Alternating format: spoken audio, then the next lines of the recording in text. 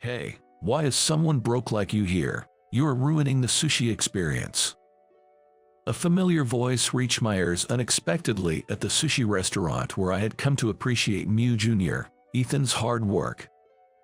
Looking toward the voice, there was Emily, a high school classmate. I don't know why, but apparently she hates me at some point. I thought I wouldn't see her again after graduating high school, as she went on to a national university, and I found a job, but here she was. Why am I here? As you can see, I'm having a meal. I replied honestly, and she snorted, looking me and Ethan up and down. You're really putting on airs. Oh, I'm meeting someone here after this. He's a rising star at a major corporation. What are you doing now? Having settled for a high school diploma. She went on bragging about her boyfriend endlessly. She also seemed to work for a big corporation, quite pleased with herself. I was calming Ethan, who was upset with her attitude, and shortly afterwards a man walked into the shop, and I recognized him. Oh, hey there. What a coincidence.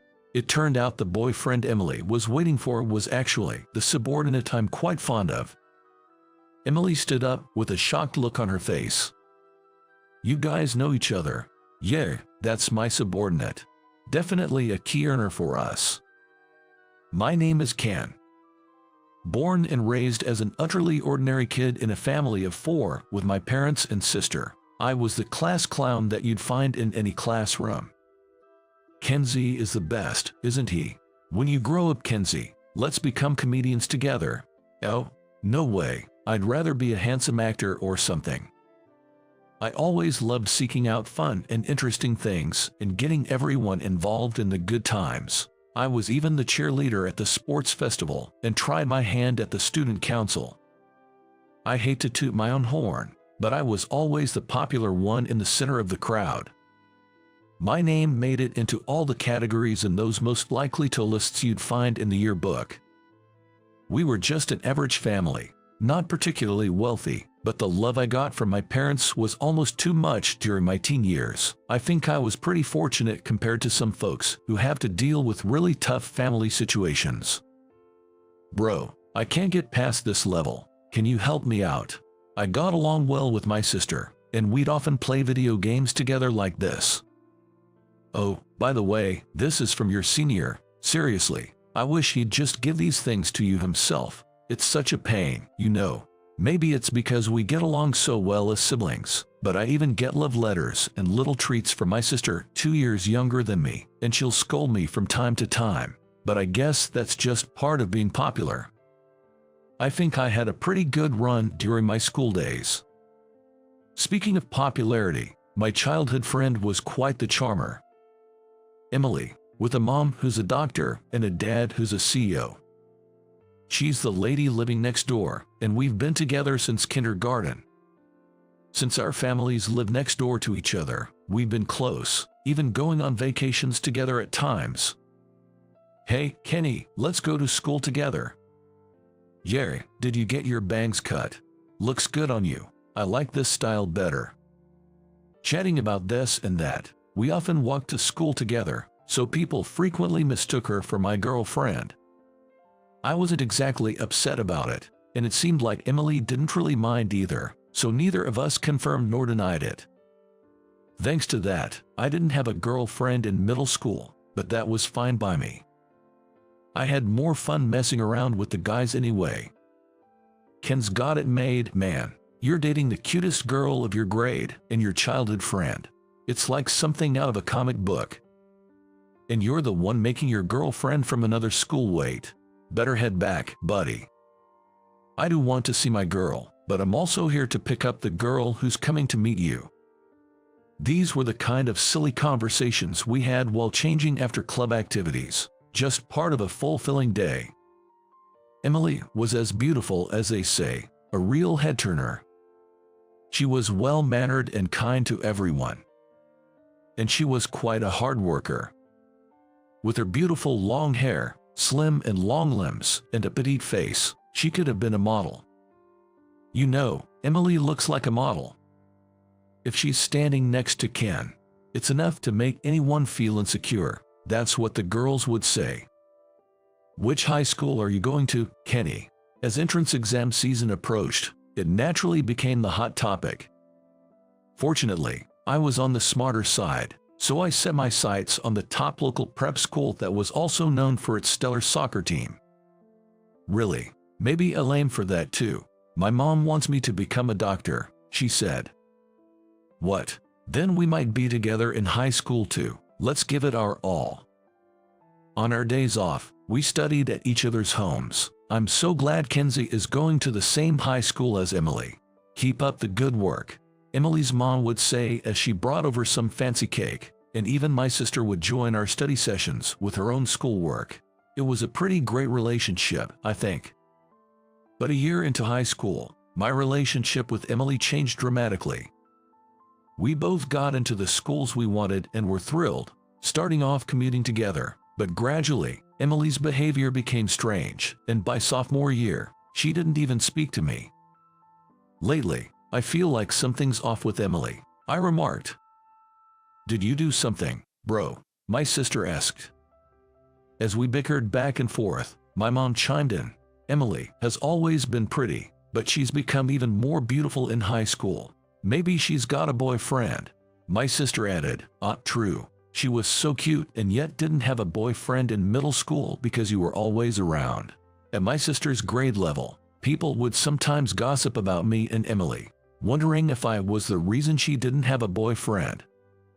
Well, I guess it was mutual because I didn't have a girlfriend either.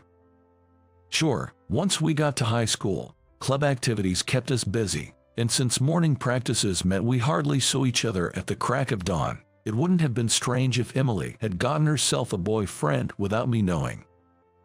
Being one of the top brains in our grade, acing sports without breaking a sweat, and being a knockout to boot with a face and figure straight out of a magazine, it's no wonder students from other classes and schools would come just to catch a glimpse of Emily.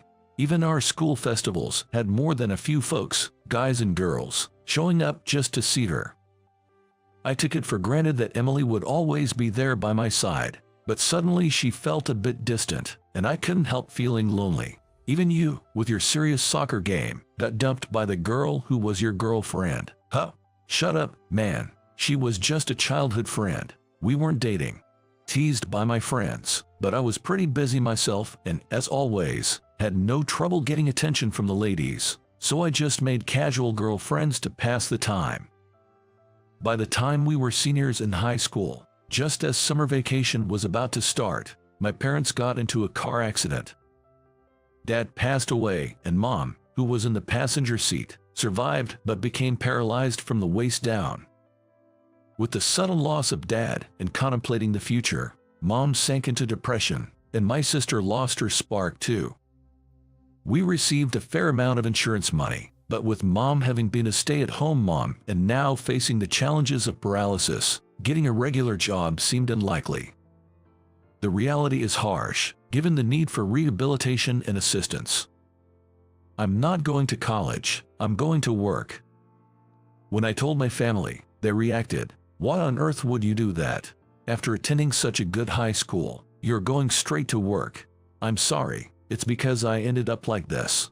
Mom kept apologizing profusely, and my sister tried desperately to stop me. No, it's not Mom's fault. I found something I want to do.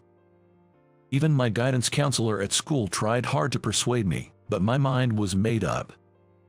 Now that I had a clear goal, going to college seemed like a detour, and I wanted to use the insurance money to renovate the house to make it more comfortable for Mom and her condition. I also want to make sure my sister gets to go to college, and no matter what anyone says, the idea of going to college myself has completely vanished from my mind. Hey, what's the deal here? About a month after my dad's passing, there was Emily, standing in front of our house, looking really upset. What do you mean by what's the deal? Did I do something to you? Her recent attitude of ignoring me had irked me a bit, so I replied somewhat defensively. You're planning on getting a job instead of going to college. Whether she'd heard it from someone or my sister had asked her to persuade me, Emily was laying into me with fiery anger. That's ridiculous. Completely unthinkable. You're settling for just a high school diploma in a world where everything is judged by your education. You want to give up on life. You're going to regret it for sure. Feeling a bit sad that this was the first conversation with my childhood friend after such a long time, I let out a sigh. Emily suddenly looked down, taken aback. I'm really sorry about your father, but there are scholarships, and if that's still not enough, I'll ask my dad to prepare some money. With your brains, you could go to a state college, so why won't you? The look on Emily's face was terribly somber. Listen, Emily, I made this decision on my own. There's something I want to do. What about you? First, you avoid me, and now you ambush me just to say this. I couldn't take it anymore and reached for the gate to our house. I didn't mean, you're someone who deserves to be recognized. It can't end with just high school, but you need to bring results to be recognized. With a trembling voice, Emily whispered to my back. Her voice was filled with a desperate clinging sadness, and for a moment, I almost turned around, but I didn't look back and entered the house. I'm home. Ken, are you okay? My sister must have seen the exchange from her second-floor room. She asked me with a worried tone. You all right? Yeah, I'm good. By the way, did you tell Emily that I'm getting a job? I haven't talked to Emily at all. We haven't seen each other. At first, I thought you were getting a job for the family's sake and I was against it. But if you have something you want to do, I'll support you. She gave a sweet smile and said, Dinner's on the table. Go ahead and eat. And then she went back upstairs. After that, I never really saw Emily except for passing by at school. Even then, we remained distant until we graduated high school, parting ways after the quarrels. It's been 10 years since the bittersweet high school days. Now, having made my dreams a reality amidst busy, everyday life, I took Ethan, my junior, to my favorite sushi spot. I've been coming here as a treat for various milestones ever since a colleague introduced me to this place and I got hooked on the taste. Hey, long time no see. I greeted Bob, the owner of the restaurant who I've known for 8 years, with a friendly smile. Welcome, Ken. First off, a bottle of beer as a nod to the hard work. This was always the routine here. Ken, this place has a great atmosphere, doesn't it? Right. It's my go-to spot. It's pretty upscale, and now it's so popular. Getting a reservation is tough. I save it for special occasions. As soon as I finished my beer with a single gulp, the appetizers were served. Ken's been a regular for a long time, and now his juniors and team members are following in his footsteps, coming here to celebrate their own milestones. He said with a grin as he started to prepare the sushi. Well, this is seriously delicious. You really know the best places, Ethan praised after trying the appetizer. Today's your treat for wrapping up that huge project, so savor it to the fullest. Watching Ethan gobble up the food with delight made me happy, and I too started on the appetizers. It wouldn't be an exaggeration to say that the drive to eat this sushi is what motivates me to tackle big jobs. As we were thoroughly enjoying our meal, the door to the restaurant opened and I heard a familiar voice. I know we're a bit early for our reservation. Is that going to be okay? He'll be here shortly as well. I couldn't help but turn around at that familiar voice. No way, what are you doing here? Unbelievable. She looked even more beautiful than I remembered. Dazzlingly so. Emily, my childhood friend, with whom I had a falling out after a big fight. It's nothing out of the ordinary, as you can see, just having dinner. I replied, feigning calmness. She looked from me to Ethan and then strode over to me. You've become quite the show-off, haven't you? Emily snorted with laughter. I came here because he managed to get a reservation at this hard-to-book sushi place. But I see even a poor guy like you can afford it, which really says something, doesn't it? Her remark set me off, and I retorted. Look here, that's rude in front of Bob. I like this place, and I frequent it regularly. What about you? Your boyfriend is coming, right? Go on, get going. As I dismissed Emily, with an exasperated tone, she said, well, that's true. Unlike you, I didn't settle after a tragedy. I pursued my education and now I work for a big corporation. You know 'em, don't you? The largest agency for YouTubers. It's a big company that went public in just a few years, and he's the rising star there, likely the next CEO. What about you? Well, since you are here, I guess you're not doing too badly for yourself, living in poverty. Emily stood there with a triumphant smile, and Ethan bristled with indignation. Excuse me, what's with the attitude? Thinking you're all high and mighty because your boyfriend is successful, and whether that's even true. I calmed him down, saying it was all good. But when she mentioned a company name I knew well, I couldn't keep quiet. I know it because I'm the one who started it. As I said this quietly, the door opened and in came a man I also recognized. Mr. Burton, what a coincidence. How are you doing? The man who entered bowed to me as soon as he noticed me, and Emily couldn't hide her surprised expression. He's Phil, one of my employees and my right-hand man. The man I'm most fond of. Emily, sorry to keep you waiting. Did you know Ken here? While he asked Emily gently, she seemed to be in a daze. Ever since Ken introduced me to this place, I've been completely hooked and come here often. Phil said with a fresh smile, and even I was taken aback. Indeed, Phil is our company's rising star. I found myself muttering under my breath. Ethan nodded in agreement behind me. Come on, Ken, quit being so modest. It's not me who's working hard, but the creators. The media's been making too much of a fuss about me, he said modestly, which made him all the more intriguing to me. Ever since I was a kid, I loved involving everyone in fun activities, so I always wanted to enter the entertainment industry. After losing my dad and seeing the grief of my mom and sister, the first thing I wanted to do was to entertain the world. After high school, I got a job at a local ad agency, but all the while, I studied the entertainment industry thoroughly and set my sights on YouTube. I tried broadcasting myself and realized it was quite challenging, and that's when I got the chance to meet others who were also posting on YouTube. There, we revealed our problems to each other, and then we decided to start a company. With the timing being just right, riding the wave of an era that welcomed YouTube, our company quickly found its groove. The one managing our star creators, even before we went public, is Phil. Sure, it's thanks to his adept management of the creators that the company has gotten this far, but would he really go out of his way to tell his girlfriend that he's the top dog or the next CEO? I mean, sure, there's a bit of a difference between how you act in front of your boss and your girl. As I'm mulling this over, sensing the mood between me and Emily, Phil asks, is something up? Oh, Emily over there and I grew up next door to each other. I thought we were good friends back in the day, but at some point, she seemed to take a strong dislike to me.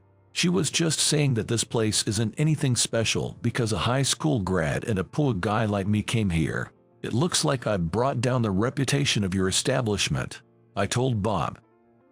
I glance over at Emily. No, that's not it. Emily shakes her head vigorously. Emily seems to be quite proud of you.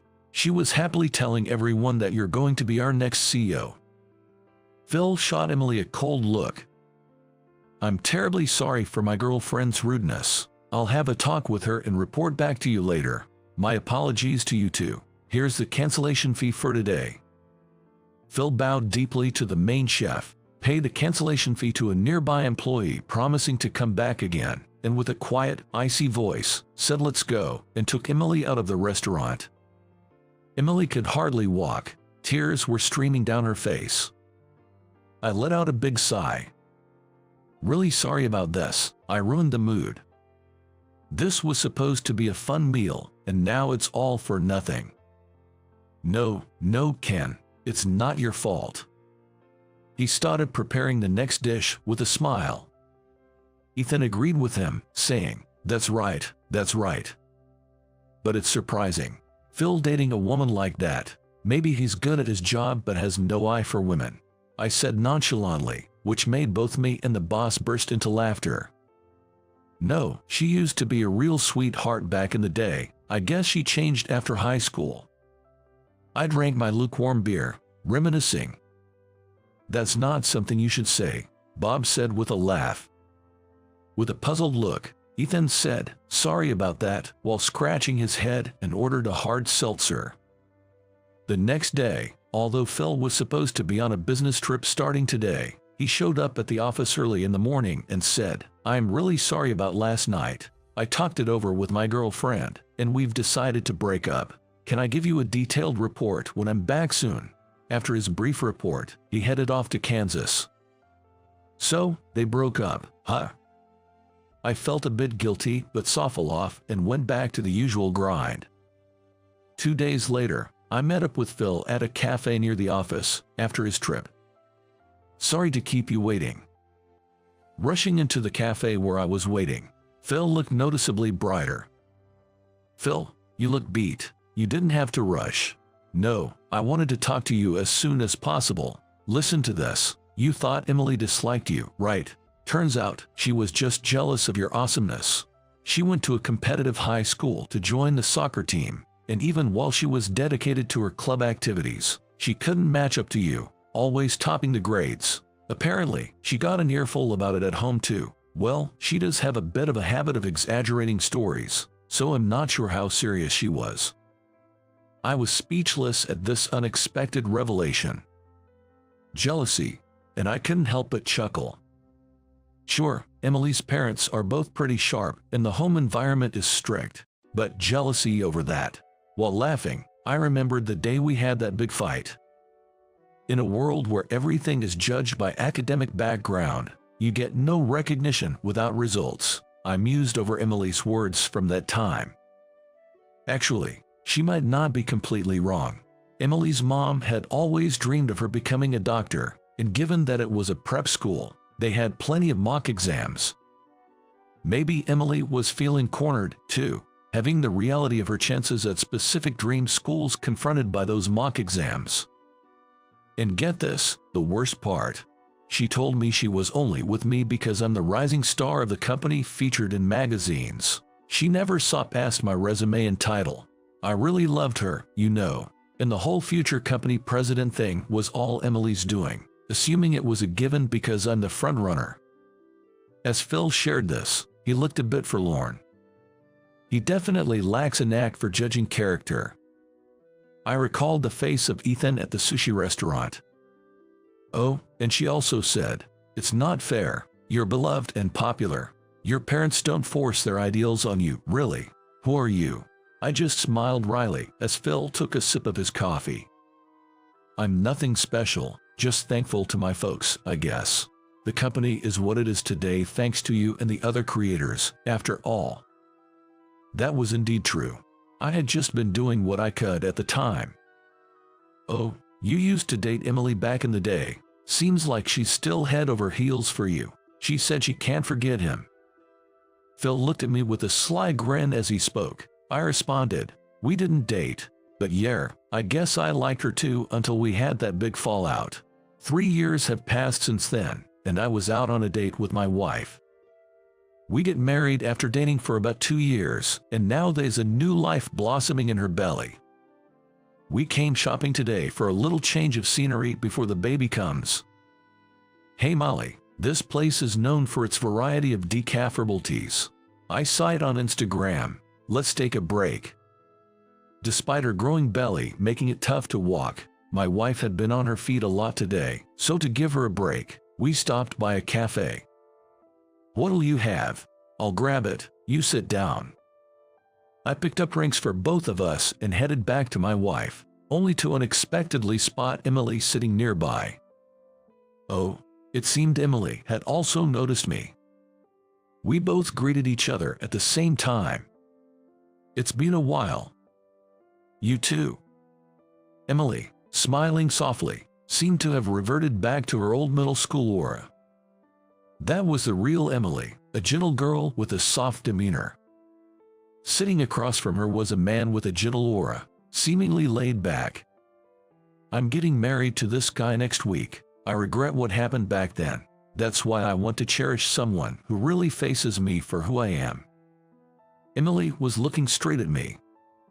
"Kenny, You haven't changed at all. That's your wife, right? You both seem really happy. I wonder if I can make someone as happy as Kenny. Look in front of you. At least the guy you're with right now seems happy to be with you, doesn't he? That's what counts. You've got your own family to think about now. Emily's boyfriend nodded in agreement. Well, I gotta get back to my wife. Wish you all the happiness. Nodding briefly to her boyfriend, Emily grabbed my hand as I was returning to my wife. She pulled me closer and whispered in my ear secretly. Keep it a secret, but I've always had a crush on you, Kenny. Emily, with a mischievous smile, made my heart skip a beat, but I didn't say anything. In my heart, I responded, I liked you too. Getting back to my wife, she grinned and asked, she's pretty, isn't she? That's my first love. Got dumped by her a long time ago, though. My wife smiled broadly, and I handed her the drink I had bought earlier. I got a little jealous. Don't look at other women, okay? She playfully pinched my cheek and pouted, looking so endearing. When I was little, my dad passed away, and my mom didn't make much money, so we were pretty poor. Because of that, we hardly ever had any treats in the house. As a growing-up child, not being able to have snacks was like living in hell. One day, without thinking, I found myself trying to put a deli bun in my pocket at the grocery store. What are you doing? A girl nearby caught my attention, snapping me out of it. She looked to be about my age, a real cutie. Startled, I put the deli bun back on the shelf. Sorry, I'm just really hungry. But you know you can't just put the bun in your pocket. I knew exactly what she meant. Thinking back on what I was about to do, I felt so embarrassed. I won't do it again. It's wrong. But you're hungry, right? Yeah. I looked down, feeling downcast. Well, why don't you come over to my place and have some snacks? What? Her offer surprised me. No one's home until late at night. You see, I was supposed to have a party today. I even bought some sweets, so let's eat together. Are you sure? Yeah, I can't eat it all by myself. I followed her to her house. And she served me a huge birthday cake. What's with the big cake? It was supposed to be for eating with my mom and dad today, but they're both so busy with work, they told me they couldn't make it back. Seeing her sad face made me feel sad too. Hey, I've got an idea. I started to decorate the cake with the candles that came in the box. Hey, do you have a lighter or some matches? What? It's a birthday party. Let's celebrate now, just the two of us. That sounds great. Her eyes lit up, and she smiled happily. And so, I sat there with the girl whose name I never learned, eating the big whole cake. The cake with strawberries on top was so sweet and delicious. This cake is amazing. Maybe it tasted so good because I was eating it while looking at her adorable smile. Needless to say, I couldn't eat dinner when I got home. I got an earful from my mom, but I still can't forget that girl's smile and the taste of that cake. I've regretted not asking her name before we parted ways ever since. I wanted to see her again so much that I tried to find her house, but I just got lost and never found it.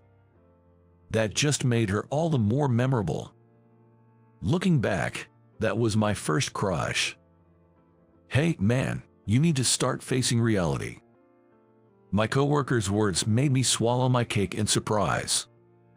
Here I am, at a little cake shop on the outskirts of town. This is a place I like coming to. Do you really think a guy in his 30s who likes cakes like this will be popular, Tom? You gotta man up or you'll never get married. Plus, with all the sweets, you're just going to keep gaining weight. What even is manliness? And saying I'm just going to keep getting fatter, that's harsh. Isn't it the truth, though? My coworker, Keith, sips his coffee while dropping some hard truths. Sure, I'm over 30 and a mature guy now, but what's wrong with enjoying my hobby of eating cake? I wonder how it looks to modern girls when a guy eats cake. I really think that, at the end of the day, it's all about how much a man earns, and a man, You should aim for a ripped body by working out. Yeah, maybe. I grumble internally about his unsolicited advice. Cake holds very precious memories for me. So, I don't care if it's not manly or if I gain weight. Anyway, the only way to break through this reality is matchmaking dates. Huh, what are you talking about, man? Matchmaking dates, that's what.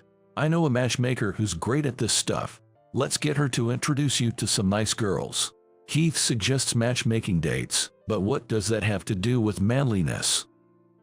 Even someone unmanly like you might have a shot with a matchmaking date.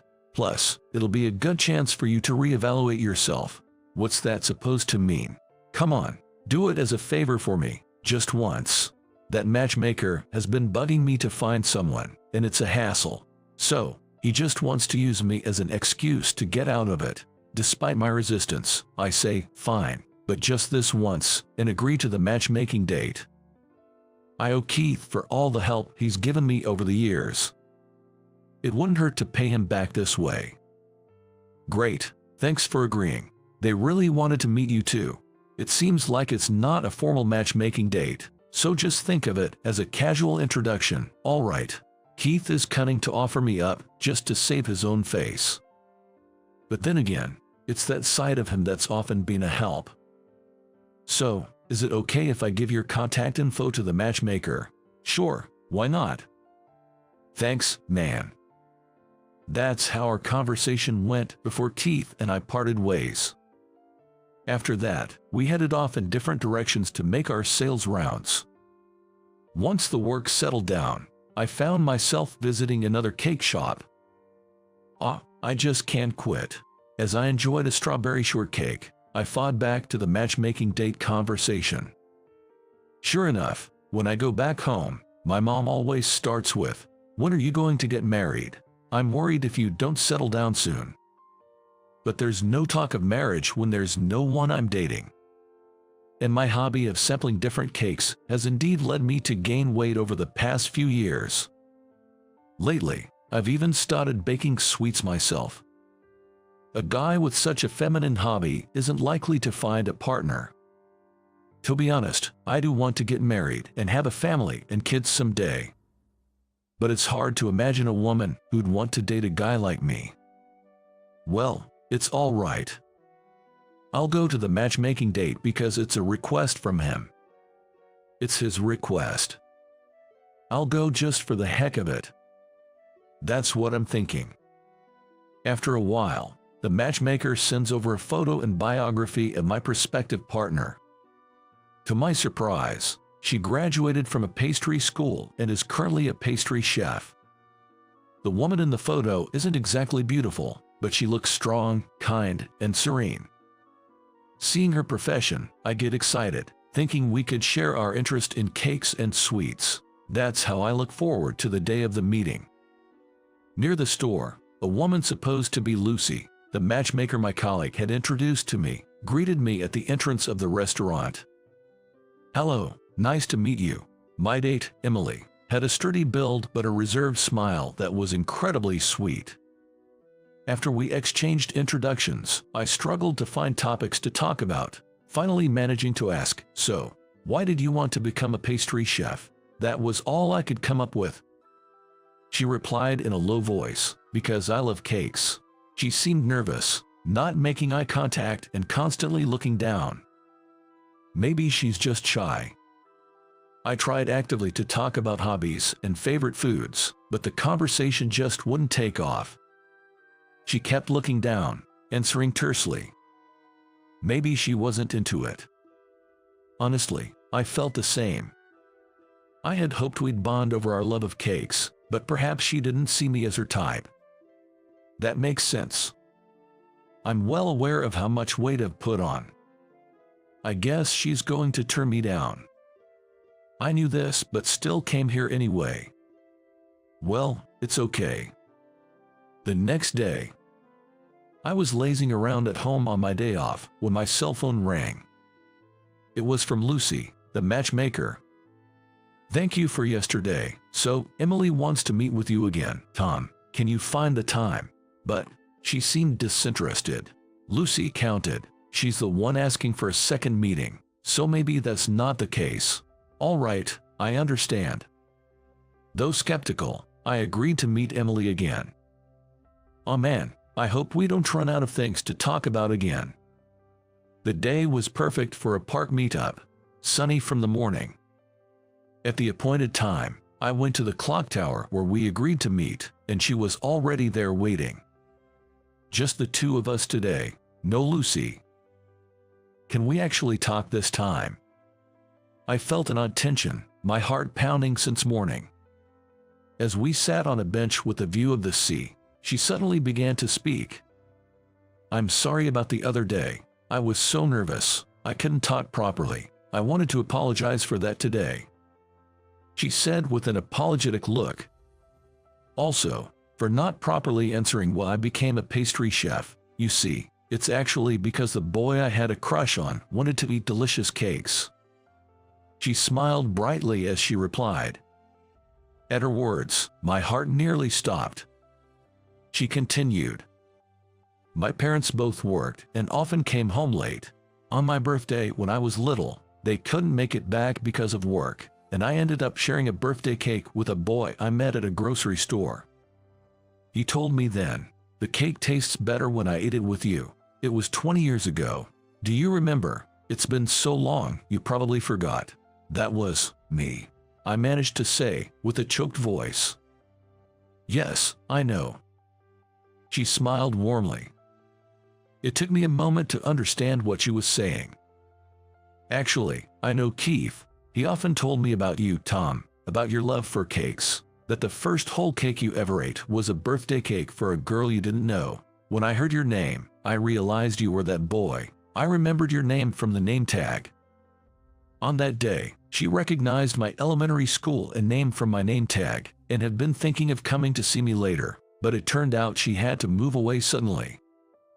Later on, she got to know me through a friend, Keith, and had been asking about me. So, this matchmaking meeting. Yes, I asked Keith and the matchmaker to set it up, insisting a bit, because I just had to see you again. I was lonely on my own, and thank you for having cake with me. I should be the one thanking you for speaking to me that day. Her words nearly brought tears to my eyes. I should be the one grateful for her having reached out to me. Yet, she thanked me. She said I was her first love. It made me so happy to know she had been thinking of me all this time. I brought a cake that I made today. Would you like to share it with me? Of course, I'd eat as many as you bring, even hundreds. I was too overjoyed to keep speaking. She seemed to feel the same. Then she took out a box of cake and placed it before me. It was the strawberry cake we had eaten together.